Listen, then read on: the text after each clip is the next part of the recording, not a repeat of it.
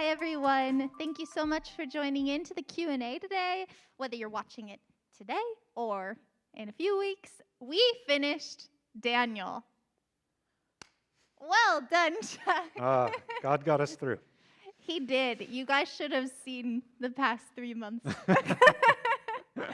There was a lot, lots of late nights for Chuck, not me, thankfully. But you worked so hard to prepare all of these sermons for us, and I personally feel like I understand Daniel, Praise God. and I'm so grateful for It's the that. first time I've ever gone through this kind of writing before, so it's a humbling experience. It seemed like the Lord used it in our lives. He did. I heard someone say that apocalyptic literature, when you really understand it, is incredibly evangelistic and really calls you to trust in the Lord. And I think that was so true, especially the past 2 weeks. This big finish came to this, like, very much so the gospel so clearly presented. Right. Who would have known? Yeah. That's amazing. Totally. Well, let's dive into these questions. Okay. Why doesn't the angel know the answer to the question in verse 6? Yeah, that I think is probably surprising to lots of people. So angels are created beings. They're not sovereign. So just like our knowledge is limited, their knowledge is limited. And apparently when in the heavenlies, God has his staff meeting, he doesn't tell them some things, and that would include when he returns. The New Testament in the Gospels is even more shocking when the disciples ask Jesus, well, when's all this going to come about? And Jesus says, the angels don't know, and I don't know. Wow. So the Father has fixed a moment, and apparently at this time, only he knows. That's surprising. It is. So the angels don't know everything, and while they are more powerful than we are right now, they don't have the same worship, respectability, if you will, that God does. It's only God who knows all things, who's always been, and therefore that's why he gets the worship, not the angels. Helpful.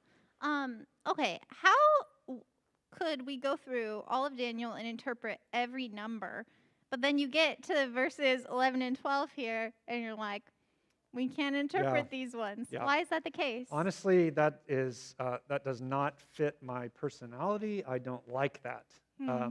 And it's a little annoying that I feel like for 12 chapters, we've been able, sometimes painstakingly, to discern what the particulars mean. And then we reach the end here and we don't know. But I'm comforted by the fact that no one seems to know. There are lots of theories, but none of them really make a lot of sense. So why can't we interpret them? The best answer I can come up with, Gracie, is that we're not supposed to. That's not what they're for. That they represent something in which we'll only fully grasp them after they're over, after the fact. That's the only thing I can figure out. And it's there's not many places in the Bible that we can say, I just am not confident what that means. But this is one of them.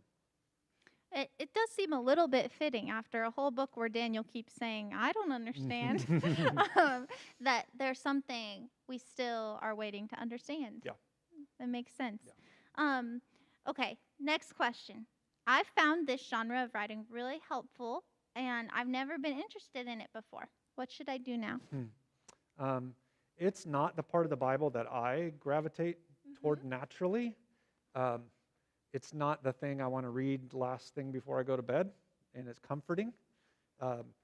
It's not the easiest kind of writing to understand. So I think for those reasons, it's true that probably many of us, this isn't our favorite part of the Bible. But it goes beyond that even. It's we don't want to think about death, and the world is often more attractive than heaven. So I think it's at a deeper level something we really need because it's a hole in our focus.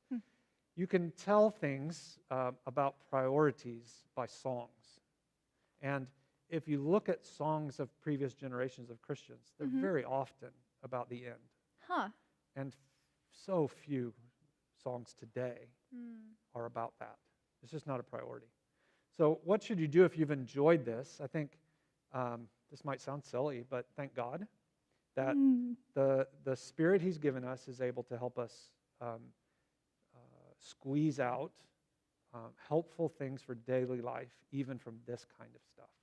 So let's thank God for that. And then second, there's other parts of the Bible that if you really got a lot out of this, you could start doing in your own personal life, or find a person or two you want to disciple and read it together with. So the next big book like this is the book of Revelation, and it's dealing with the exact same issues. Huh. Many of the same symbols are in that book as well.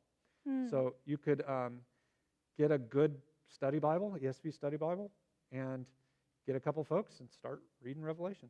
And they got a little bit of a head start because of Daniel. Yeah, exactly. That's great. Many times, Daniel in the book of Revelation is like the trampoline that a vision kind of bounces on and then goes up even higher.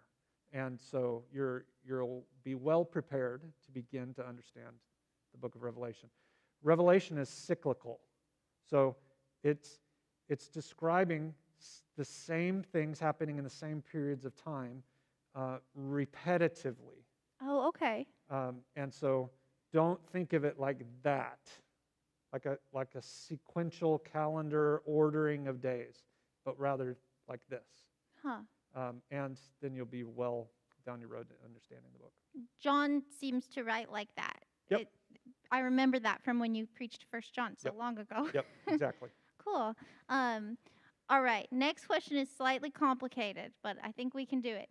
I've always believed that if I have faith, everything bad that happens to me is actually so God can give me more wonderful things. So, i.e., if I go through a breakup or lose a job, it's because there's one of those is better coming along. So, a better relationship, better job. I am now feeling confused if this is true. I feel surprised that Daniel didn't go home at the end of the book. Could you provide help for me? That is probably a typical way of thinking. And yet, while it might contain a kernel of truth, the plant that grows from it doesn't turn out to be very helpful. Huh. So let's water the kernel with good doctrine so that what grows out will be stronger and better. So does God promise His people a better future? Mm-hmm. Yes, absolutely. Does God promise a better future in this life? Well, I'd say it depends. It depends on if you're talking about spiritual development and maturity or everything else. Does God promise a better future in spiritual progress to those who are faithful to Him? Yes, absolutely. Does God promise a better future in this life in any other way? No. So you might lose a really great job, never to have one of the same caliber. You might lose a boyfriend that would have made a great husband, never to get another. Those are not things God promises. God promises, though, that the suffering produces a sense of need for Him, and that sense of need drives us further and further into the heart of God, and we become better people. And if we're stronger, more godly, we're more able to endure whatever comes, and that is what life is ultimately about, not getting what we want. And then in the end, when Christ returns, our expectations pale in insignificance to what we'll actually get. Does that help? That does help. I think that this is very normal counsel of people who believe in God to other people who believe in God, Sure. they're like, oh, don't worry, it means God has a better plan for you. Right, right. So it's helpful to kind of take a step back and look at where that comes from, look where to how to apply it rightly. Mm-hmm. Mm. Yeah. Thank you, Chuck. Are there wrong ways to go your own way or go your way? Go your way. Sure. Mm-hmm. Yeah. The Hebrew word actually is just go. Huh. So the your way is translating where you're to go. It's you're to keep going in the stuff of everyday life. So is there wrong ways to do that? Yeah. If Daniel thought that meant I can now do whatever it is I want to do. When I was a kid, the few books I enjoyed reading were the ones that were a choose your own adventure. Huh. So you go a little bit in and then you can pick which thing you want to Mm-hmm. do. If Daniel was to treat his life like that, then that would be going his own way in the sense of I think I can choose what I want in my own future. That would be a bad way to go your own way. And yet, we all know that. I don't think anybody watching this, that would be a surprise to. But the rub is when it comes to decision making. So if I have to decide between ASU and U of A, that's a very easy thing to decide. But if I have to decide between two job offers that are presented and they both seem to have good opportunities, well then which one am I supposed to pick? How do I go my way when there's a decision to be made about some particular issue? That becomes more difficult. And yet, I think the right way to think about that is not, there's only one option that I can choose that would then not ruin my whole life. But rather, if I pray and I use sanctified common sense and I get counsel from godly people and it's still not abundantly clear, then I'm free to choose either one.